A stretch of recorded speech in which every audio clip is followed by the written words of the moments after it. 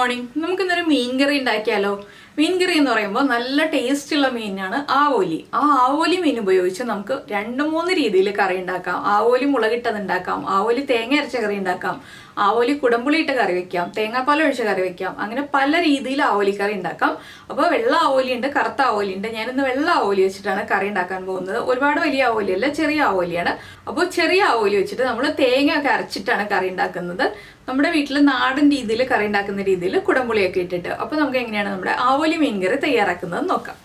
അപ്പോൾ നമ്മുടെ ഇൻഗ്രീഡിയൻസിൽ ഏറ്റവും ഇമ്പോർട്ടൻ്റ് ആയിട്ടുള്ള ഇൻഗ്രീഡിയൻ്റ് എന്ന് പറയുന്നത് നമ്മുടെ ആവോലി തന്നെയാണ്. ആവോലി നന്നായിട്ട് കട്ട് ചെയ്ത് ക്ലീൻ ചെയ്ത് എടുത്തിട്ടുണ്ട്. ഇത് 1/2 കിലോ ആവോലിയാണ് ഉള്ളത്. ഇതിലേക്ക് വേണ്ട ബാക്കിയുള്ള ഇൻഗ്രീഡിയൻസ് എന്തൊക്കെയാണെന്ന് വെച്ചാൽ, ഞാനിപ്പോൾ ഒരു 4-5 പീസ് കുടംപുളി വെള്ളത്തിലിട്ട് വെച്ചിട്ടുണ്ട്. ചൂടുവെള്ളത്തിലല്ല, നോർമൽ വാട്ടറിലിട്ട് വെച്ചിട്ടുണ്ട്. പിന്നെ 1 കപ്പ് നിറയെ തേങ്ങ ചിരവിയതെടുത്തിട്ടുണ്ട്. നമുക്ക് അത്യാവശ്യം ഗ്രേവി വേണം, അതുകൊണ്ടാണ് 1 കപ്പ് നിറയെ തേങ്ങ ചിരവിയതെടുത്തിട്ടുള്ളത്. ഒരു 20 ഉള്ളി എടുത്തിട്ടുണ്ട്. 4 ഈ ഒരു വലിപ്പത്തിലുള്ള ഇഞ്ചി എടുത്തിട്ടുണ്ട്, 4 പീസ്. പിന്നെ 4 പച്ചമുളക് എടുത്തിട്ടുണ്ട്. അത്യാവശ്യം എരിവുള്ള പച്ചമുളകാണ് എടുത്തിട്ടുള്ളത്. പിന്നെ നമ്മൾ ചേർക്കുന്ന പൊടികളൊക്കെ ചേർക്കുമ്പോൾ പറയാം, സാധാരണ പോലെ നമ്മൾ തേങ്ങയും മുളകും എല്ലാം ചേർത്ത് അരച്ചിട്ടല്ലേ കറി വയ്ക്കുന്നത്. ഇത് അതുപോലെയല്ല, ഇത് പൊടികളൊക്കെ വഴറ്റി എല്ലാം ചെയ്തിട്ട് പിന്നീടാണ് തേങ്ങ അരച്ച് ചേർക്കുന്നത്. അപ്പോൾ നമുക്ക് ആദ്യം ഉള്ളിയും ഇഞ്ചിയും പച്ചമുളകും ഒക്കെ ഒന്ന് കട്ട് ചെയ്തെടുക്കണം. ചതച്ചും ചേർക്കാം, പച്ചമുളക് മാത്രം സ്പ്ലിറ്റ് ചെയ്തിട്ടും ചേർക്കാം. പക്ഷേ ഞാനിപ്പോൾ ഉള്ളിയും ഇഞ്ചിയൊക്കെ ഒന്ന് കട്ട് ചെയ്തിട്ട് പച്ചമുളക് സ്പ്ലിറ്റ് ചെയ്തിട്ടാണ് ചേർക്കാൻ പോകുന്നത്. മിക്സിയിൽ അരച്ച് ചേർക്കരുത്. ഒന്നുകിൽ നമ്മൾ ഇഞ്ചിയും ഉള്ളിയൊക്കെ ഒന്ന് ചതച്ച് പച്ചമുളക് സ്പ്ലിറ്റ് ചെയ്തിട്ട് ചേർക്കാം, ഇല്ലെങ്കിൽ എല്ലാം ചതച്ചിട്ട് പച്ചമുളക് മാത്രം സ്പ്ലിറ്റ് ചെയ്തിട്ടും ചേർക്കാം. അപ്പോൾ അത് നിങ്ങളുടെ സൗകര്യം പോലെ ചേർക്കാം. ഞാനിപ്പോൾ എല്ലാം നീളത്തിലൊന്ന് കട്ട് ചെയ്തിട്ടാണ് ചേർക്കാൻ പോകുന്നത്. അപ്പോൾ നമ്മൾ നമ്മുടെ പച്ചമുളകും ഇഞ്ചിയും എല്ലാം കട്ട് ചെയ്തെടുത്തിട്ടുണ്ട്. ഇഞ്ചി നീളത്തിൽ കട്ട് ചെയ്തെടുത്തു, പച്ചമുളക് ഒന്ന് സ്പ്ലിറ്റ് ചെയ്തെടുത്തു, ഉള്ളിയാണെങ്കിൽ നീളത്തിൽ കട്ട് ചെയ്തെടുത്തിട്ടുണ്ട്. പിന്നെ നമുക്ക് ആവശ്യമുള്ളത് എന്താണെന്ന് വെച്ചാൽ, മിക്സിയുടെ ജാറിലേക്ക് നമ്മൾ എടുത്ത് വെച്ചിരിക്കുന്ന തേങ്ങ ചേർത്ത് കൊടുക്കുകയാണ്. തേങ്ങയിലേക്ക് ഒരു 1/4 ടീസ്പൂൺ ഉപ്പും കൂടി ചേർക്കുന്നുണ്ട്. ഈ ഉപ്പും കൂടി ചേർത്തിട്ട് കുറച്ച് വെള്ളം ചേർത്ത് നന്നായിട്ടൊന്ന് അരച്ചെടുക്കുക. നമ്മൾ ഈ അരപ്പും കൂടി റെഡിയാക്കി വെച്ചിട്ടാണ് കറി ഉണ്ടാക്കാൻ തുടങ്ങുന്നത്. നന്നായിട്ട് അരയ്ക്കുക. ഉപ്പ് മാത്രമേ തേങ്ങയിൽ ചേർക്കുന്നുള്ളൂ, വേറെ ഒന്നും ചേർക്കുന്നില്ല കേട്ടോ. ഇപ്പോൾ നമ്മളൊരു പാൻ വെച്ചിട്ട് പാനിലേക്ക് വെളിച്ചെണ്ണ ഒഴിച്ചിട്ടുണ്ട്. വെളിച്ചെണ്ണയിൽ തന്നെ ഈ ഒരു കറി ചെയ്യുക. ഇതിലേക്ക് നമുക്കൊരു 1/4 ടീസ്പൂൺ ഉലുവ ചേർത്ത് കൊടുക്കാം. ഉലുവയൊന്ന് പൊട്ടി വരട്ടെ. ഉലുവയൊന്ന് പൊട്ടി തുടങ്ങുമ്പോൾ നമുക്കിനി ഇതിലേക്ക് നമ്മൾ കട്ട് ചെയ്ത് വെച്ചിരിക്കുന്ന ഇഞ്ചി ചേർത്ത് കൊടുക്കാം. ഇഞ്ചി ചേർത്തിട്ട് ആ ഇഞ്ചിയുടെ ഫ്ലേവർ ഒന്ന് നമ്മുടെ എണ്ണയിലേക്ക് പിടിച്ചു വരുന്ന രീതിയിൽ ഒരു 1/2 മിനിറ്റ് ഒന്ന് ഇളക്കി കൊടുക്കുക. ഒരുപാട് സമയം ഇളക്കി ഇഞ്ചിയുടെ കളറൊന്ന് മാറിപ്പോവണ്ട. ഇഞ്ചിയുടെ കൂടെ ഇനി ബാക്കി ഉള്ളിയും പച്ചമുളകും എല്ലാം ചേർത്ത് വഴറ്റുമ്പോൾ ഇഞ്ചിയും കുക്കായിക്കോളും. ഇനി നമ്മൾ ഇതിലേക്ക് ചേർക്കുന്നത് പച്ചമുളകും ഉള്ളിയുമാണ്. അപ്പോൾ പച്ചമുളകും ഉള്ളിയും ഇഞ്ചിയും എല്ലാം ചേർത്ത് കുക്ക് ചെയ്തിട്ട് നമുക്കിനി ഇതിലേക്ക് ചേർക്കാനുള്ളത് കുറച്ച് കറിവേപ്പില. ഇതെല്ലാം നന്നായിട്ടൊന്ന് വഴറ്റിയെടുക്കണം. ഒരുപാട് ഹൈ ഫ്ലെയിമിലങ്ങ് വെക്കേണ്ട, ഒരു മീഡിയം ഫ്ലെയിമിൽ വെച്ചിട്ട് നമുക്കിത് വഴറ്റിയെടുക്കാം. ഈ സമയത്ത് നമ്മുടെ അരപ്പും റെഡിയാക്കി വെച്ചിരിക്കണം. ഇതെല്ലാം വഴറ്റി ഒരുപാട് കളർ മാറ്റിയെടുക്കണ്ട. ചെറുതായിട്ടൊന്ന് കളർ ചേഞ്ച് ആയി വരുമ്പോൾ നമുക്ക് ബാക്കിയുള്ള കാര്യങ്ങളൊക്കെ ആഡ് ചെയ്ത് കൊടുക്കാം. അപ്പോൾ ഉള്ളിയും ഇഞ്ചിയൊക്കെ ഒന്ന് കുക്കായി വരട്ടെ. അപ്പോൾ നമ്മുടെ ഉള്ളിയും ഇഞ്ചിയൊക്കെ ഒന്ന് കുക്കായിട്ടുണ്ട്. ഇത്രയും മതി. ഇനി നമുക്ക് ഫ്ലെയിം കുറച്ചിട്ട് ഇതിലേക്ക് പൊടികൾ ചേർത്ത് കൊടുക്കാം. ആദ്യം നമ്മൾ ചേർക്കുന്നത് മഞ്ഞൾപ്പൊടിയാണ്. ഒരു 3/4 ടീസ്പൂൺ മഞ്ഞൾപ്പൊടി. മഞ്ഞൾപ്പൊടി ചേർത്ത് ഒന്ന് ഇളക്കിയതിന് ശേഷം നമ്മൾ മല്ലിപ്പൊടി ചേർക്കുക. നിങ്ങൾക്ക് കൂടുതൽ ദിവസം വയ്ക്കേണ്ട കറിയാണെങ്കിൽ മല്ലിപ്പൊടി ഒഴിവാക്കാം.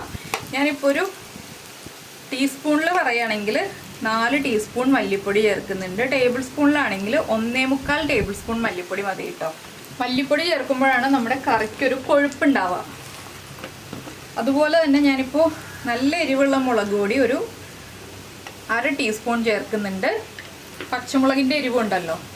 പിന്നെ നമ്മുടെ കറിക്ക് കളർ കിട്ടാനായിട്ട് 1.5 ടീസ്പൂൺ കാശ്മീരി ചില്ലി പൗഡർ ചേർക്കുന്നുണ്ട്. 1.5 ടീസ്പൂൺ എന്നുള്ളത് 2 ടീസ്പൂൺ വരെ ചേർക്കാം.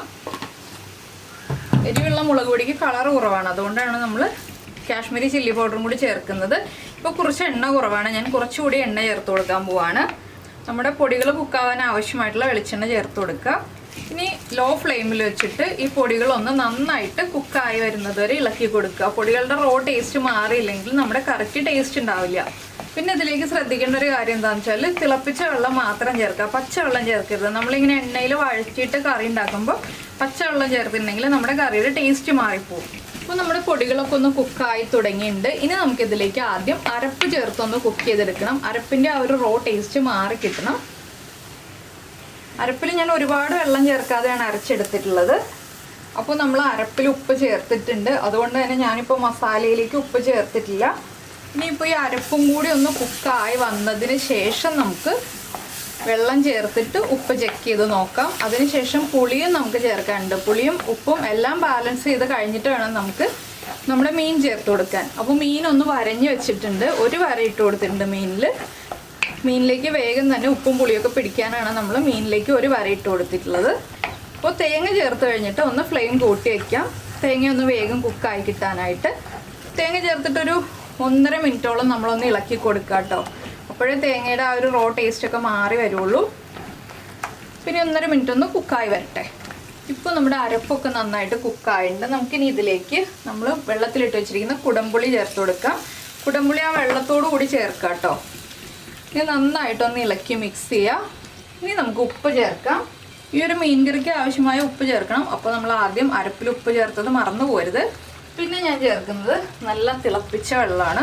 നമുക്ക് എത്രത്തോളം ഗ്രേവി വേണം എന്നുള്ളതനുസരിച്ച് തിളപ്പിച്ച വെള്ളം ചേർത്ത് കൊടുക്കുക.